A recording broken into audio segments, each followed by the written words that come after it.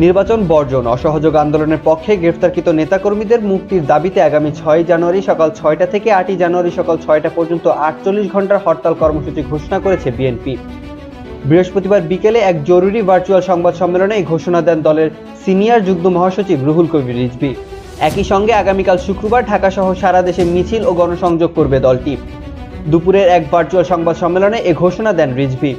তিনি জনগণের উদ্দেশ্যে বলেন, আমরা আগামী 7 জানুয়ারি প্রহসনের সংসদ নির্বাচন বর্জন করতে দেশবাসী ও সম্মানিত ভোটারদের প্রতি আহ্বান জানাই।